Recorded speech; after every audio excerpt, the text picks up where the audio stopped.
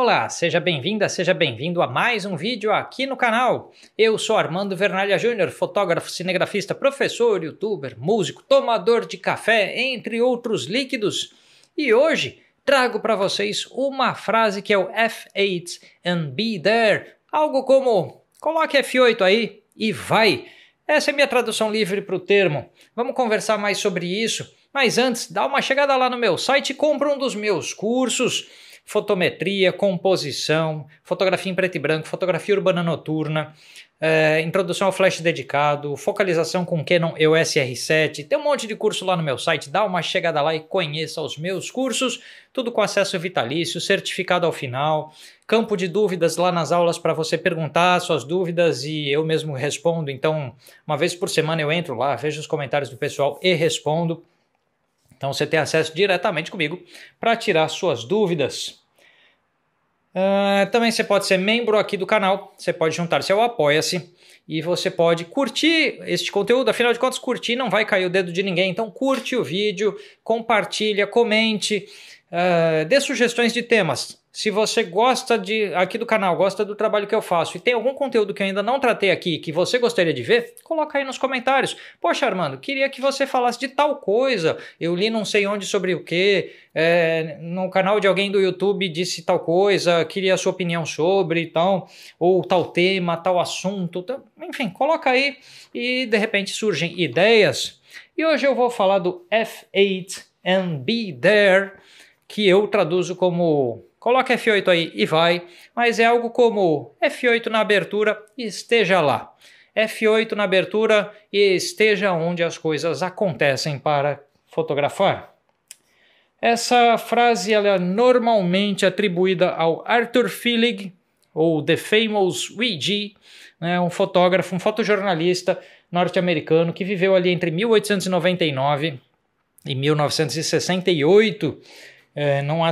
Não sei se há certeza de que foi ele que disse isso, mas isso acabou virando um mantra de muitos fotógrafos. E eu li essa frase centenas de vezes quando eu estava lá nos meus inícios de formação fotográfica. E até hoje eu carrego um pouquinho da lógica do F8 and be there, e eu acho ela muito válida ainda. E eu queria testar se agora, 2023... estrito sensu, essa frase ainda se sustenta. E o que significa o F8 and be there? Basicamente, não se preocupe tanto com todos os fatores técnicos, estéticos e não sei o que da fotografia. Não pense tanto, não atribua tantas responsabilidades e dificuldades para você. Coloca logo o F8 aí, mas vê se vai lá fotografar, vê se corre atrás, vê se busca as imagens nesse mundão aí fora. Então, essa é a ideia, ou seja, complica um pouco menos, mas vai fotografar. Para de se preocupar tanto e vai fotografar. Para de complicar tanto e vai. É algo nesse sentido. Então, o F8 and be there, e vamos separar as duas coisas um pouquinho, porque o be there, o esteja lá, ou como eu estou traduzindo aqui, o vai, é óbvio que é simplesmente vai, né? Não tem muita escapatória disso. Você não vai conseguir uma foto se você não for até o lugar. Eu queria fazer fotografia de esportes. Vai até um parque, pega a gente que está praticando esporte, pergunta para as pessoas se você pode bater umas fotos e vai até eventos esportivos, descobre como você pode ser credenciado e vai, e assim por diante. Quero ser fotógrafo de moda, vai numa agência de modelos, vai. Quero ser fotógrafo documental, vai documentar alguma coisa. Fotógrafo de comida, vai. Entendeu? Então o vai é óbvio, né? O be there, ele é óbvio. Você não vai fazer as fotos se você não for fazer as fotos. Isso aí é o mínimo necessário para o fotógrafo, que ele vá fazer a foto. Então, esse é o primeiro ponto. Agora, por que F8? Vamos lá, numa lente com 2.8 a 22 de abertura, 1.8 a 16, 4 a 22, essas faixas de aberturas de uma lente, o 8 está ali no meio do caminho. Ele nem é tão aberto a ponto de gerar um desfoque enorme de fundo que não te dê tanto contexto do personagem, daquilo que você está fotografando. nem é tão aberto que possa prejudicar um pouquinho a nitidez de tudo aquilo que você está fotografando. Então, por exemplo, agora a gente está em f4, tem esse desfoque, a minha orelha já não tem a nitidez que o meu olho tem. Então, o f8 não é tão aberto a ponto desse tipo de coisa acontecer. Então, você tem uma pessoa, ela inteira estará coberta pela profundidade de campo. Há um pouco mais de contexto, de cenário no entorno daquilo que você fotografa. Se é um animal na natureza, há um tanto da natureza. Se é um esportista praticando esporte, há um tanto da quadra e assim por diante. Ou seja, há contexto sem haver exagerado desfoque, sem existir o risco da perda da focalização, porque a profundidade de campo maior facilita para você não ter uma foto fora de foco. E por que não 16, 22? Porque aí você não está fechado demais a ponto de prejudicar na quantidade de luz, o que levaria o seu ISO a ficar muito alto. Não está fechado demais a ponto de talvez ter lá a perda de nitidez por difração de luz, que eu discuti num vídeo aqui no canal. Eu tenho um vídeo só sobre isso, então dá uma olhada lá. Mas que eu não acho tão assim dramático ou problemático. E também falei de difração de luz lá naquele meu comparativo da iOS R7 com a iOS R, expliquei bastante naquele vídeo, então também dá uma chegada lá. Mas você não entra nessa perda de nitidez por difração de luz, você não corre o risco de trabalhar num ISO exagerado por estar fechado demais, você não passa a ter tanta nitidez em tudo, por profundidade de campo em tudo, que de repente algo lá no fundo seja um distrativo para sua foto. Então o f8 ele é aquele meio termo legal que resolve muitos problemas. Um grande número de fotografias se resolve muito bem em f8. E eu diria que existem duas aberturas aqui. Eu gosto de fazer uma provocaçãozinha sobre o f8 and be there, que eu gosto também do f11 and be there, que é o f11 e vai. Porque aquilo que f8 for pouco, f11 geralmente já resolve. Né? E a gente pode pôr o 5.6 na jogada e dizer que o grande intervalo que responde por quase total da fotografia feita na história está lá algo entre 5.6 e 11. 5.6 um pouquinho mais de desfoque de fundo e tal, não sei o que, 11 um pouco menos, 5.6 um pouco mais de isolamento do personagem, 11 mais inserção do personagem. Né?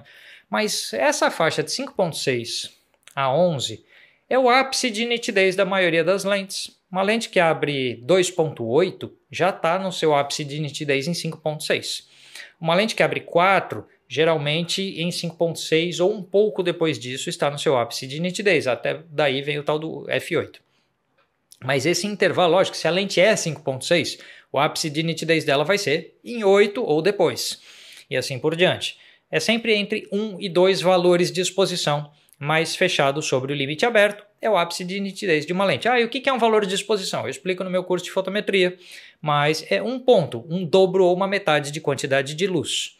Então, 5.6, metade da luz é 8, metade da metade é 11. Então, 11 é um quarto da luz que 5.6 e 11 provavelmente é o ápice de nitidez de uma lente que seja f5.6. Uma lente que é f2.8 já tem seu ápice de nitidez ali em torno do 5.6 em geral. Algumas lentes já têm o seu ápice de nitidez um ponto só, um EV, um valor de exposição mais fechado que o limite aberto. Então a lente é 4 e 5.6 ela já está excelente. É o caso dessa RF20405 que a gente usa aqui para gravar. Em 5.6 ela está no máximo já da nitidez dela. E só fica aí, 5.6, 8, 11 mantendo o nível. E muitas lentes excelentes são assim, ou seja, fechou um ponto, ela está já no melhor que ela oferece. E permanece nesse melhor por um conjunto de aberturas. Mas esse nem é o tema do vídeo.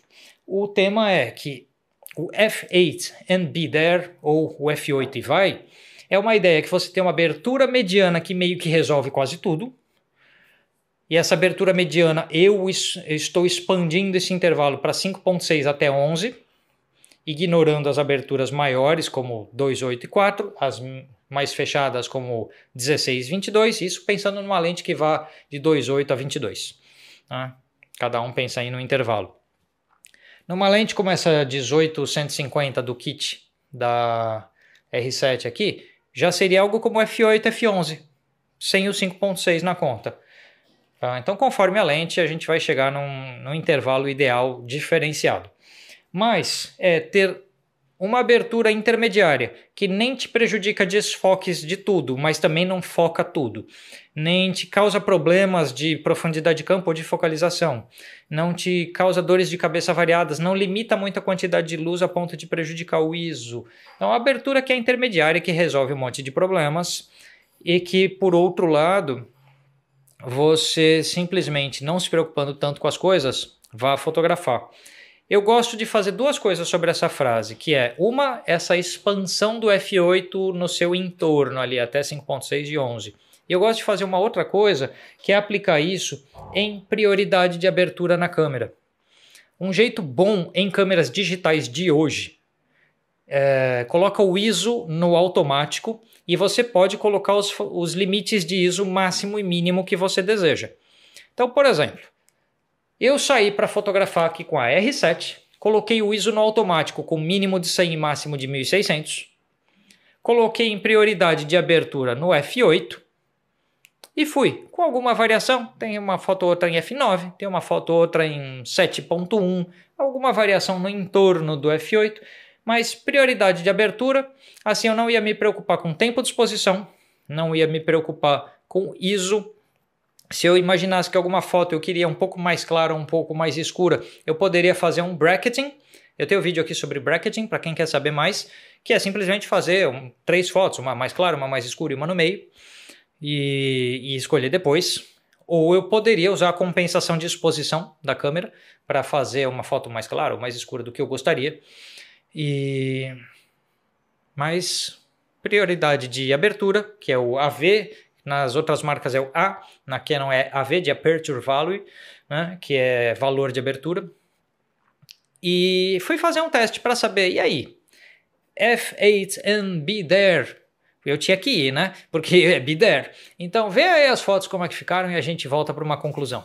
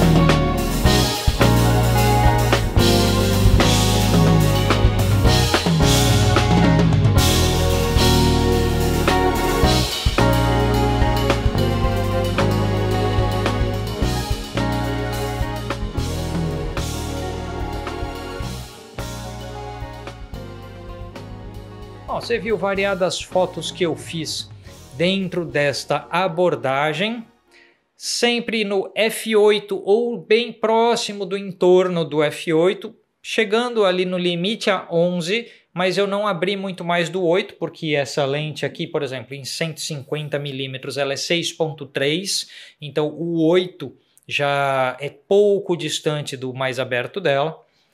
Então, JPEG direto, mais cliquei RAW mais JPEG por segurança. Intervalo de ISO entre 100 e 1600. Prioridade de abertura. Lente do kit e mais aquela 16mm 2.8, mais a RF85 macro que eu levei também. Então, é o conjunto de fotos que você observou aí. E aí o que eu posso dizer no fim das contas é que assim, cara, ainda funciona pra caramba essa ideia.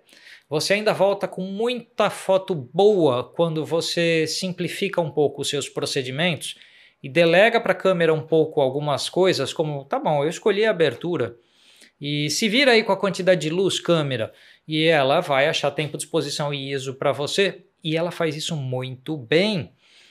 E muitas câmeras fazem isso muito bem há muitos anos. Uma vez eu vi o Steve McCurry falando que ele usava modo automático nas câmeras dele, isso ainda em tempos de filme. Então, os modos de prioridade de abertura, de tempo, eles funcionam muito bem há muito tempo já. E muita gente usa. Então, fotógrafo profissional é o que usa tudo no manual. Não, fotógrafo profissional é aquele que sabe em que momento precisa usar cada recurso. Seja o automático ou não, manual ou o que for. Tá? Profissional é aquele que resolve os problemas para os quais ele foi contratado. Com quais ferramentas ele conseguir resolver o problema. E ponto. Isso é ser profissional, resolver problemas com a qualidade desejada pelo cliente. Como isso foi feito, se no automático, se no manual, sabe? Isso aí é outro problema. Mas eu me pus então nesta verificação, não chega a ser um desafio, mas nessa verificação se o F8NB There ainda estava valendo em 2023 e tá sim, ainda funciona pra caramba. E eu deixo essa sugestão de treino, de prática para você. Sai um dia para fotografar em prioridade de abertura, coloca lá só F8 ou F11 e esquece, põe o ISO no automático, deixa a câmera se virar com isso aí e vai. Só toma aqueles cuidados do tipo, nossa, tá muito escuro, o tempo de exposição ficou muito longo.